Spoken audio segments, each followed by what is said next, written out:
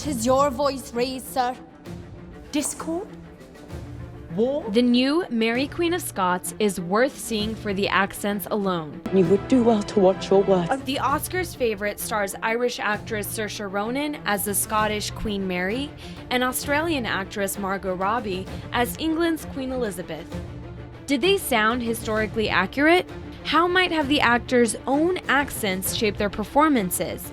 And how exactly does one learn to do a Scottish and English accent? For answers, I went to Hollywood dialect coach Jack Wallace. He broke down the accents of Mary and Elizabeth in the film and taught me a few of his tricks at nailing new accents. My name is Caroline from Insider, and today we're looking at accents. Excellent. You would do well to watch your words. I will not be scolded by my inferior. You're inferior. One of the great things about this movie is that there's this huge rivalry between these two queens. They say the same word one after another, and you can hear they're said in very different ways. My inferior, and then she responds directly, inferior. Inferior. Inferior. And they have very different tones, very different ways of saying that, and that really just helps to heighten the tension. In general, the way that Scottish people use their R's is very different. They tap their R's, for example, in inferior. Inferior. You're flicking your tongue rather than say inferior or inferior. To the untrained ear, a Scottish accent might not sound too far off from Saoirse's own Irish brogue. And you murder your queen. It turns out they're actually pretty different phonetically. It's true that some Scottish accents and some Irish accents have some shared sounds. Thankfully for Saoirse in this film, her Dublin accent is very different from the East Scottish accent that she's portraying. When the movie's trailer was first released, some history buffs were confused at how Scottish Saoirse sounded.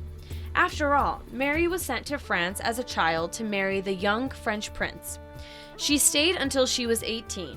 When the prince died, she finally returned to her homeland. That's a good 13 years Mary spent in the French court. So wouldn't she speak English with a French accent, not a Scottish one? It's more likely that when she went initially, her French would have a slight Scottish accent, but it wouldn't affect the way she spoke English. Okay, now what about Queen Elizabeth? For this role, Margot Robbie had to ditch her Aussie accent for an English one. Holding on to an accent that's not your own can be particularly hard during highly emotional scenes. Everyone does a great job, but if I had to nitpick, there's just this one tiny thing that happens in one of the clips. Margot Robbie is in the throne room, she's addressing her whole court, and at the end of the speech, she gets quite emotional, and she does this huge movement at the same time. And there's this tiny, tiny little vowel change that happens because of it. We could do worse than to place her on the throne of England. She says, we could do worse than to place her on the throne of England. Typically, her and worse should have the same vowel sound, but if you listen again here. We could do worse than to place her on the throne of England. So place and her go a little bit back towards her Australian accent, something very small, and I don't think anyone else would notice it. So overall, Saoirse and Margot did an incredible job here, but that's not to say they speak exactly like the historical figures they're playing. Plus, in movies, the accents aren't always supposed to be totally true to the time period. Now you have the boldness to doubt my judgment. Even 50 years ago in England, it would be boldness, with a full O sound before that L, boldness. She says boldness. The boldness. And that's a much more modern way of saying that. And what that does in the movie, it helps erase the distance from the 1500s to 2018. The modern viewer will see that and be kind of immersed in that action rather than creating some kind of barrier.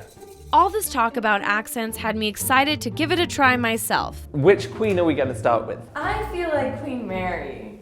Excellent, so you've got that fighting spirit. I'm noticing when you speak, you have a nice openness in the mouth. We want to bring that to a narrower place for us Scottish. Instead of hello, we want hello. Hello. With your hand, try and make the shape of your tongue when you do that O. Hello. Ooh. Yeah, do that again. Ooh. Hello. Hello. Not bad, we're getting there. So we're gonna move on because if we keep focusing on something, then it gets too much in our brain and we get scared. Now for Queen Elizabeth.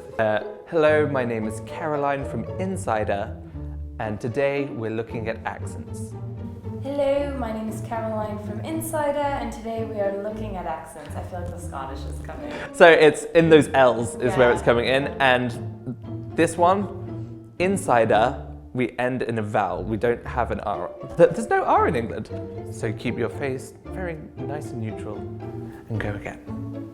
Hello, my name is Caroline from Insider, and today we are looking at accents. Great! Yeah! I was very serious and stern there. This has been a lot of fun. Thank you so much for coming out here and teaching me all of these accents. So I don't know if I got to Saoirse and Margot's level of mastery, but I think I got pretty close.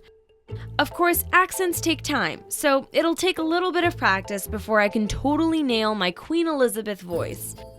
Until then, I'll be exclusively watching period pieces and BBC miniseries for inspiration.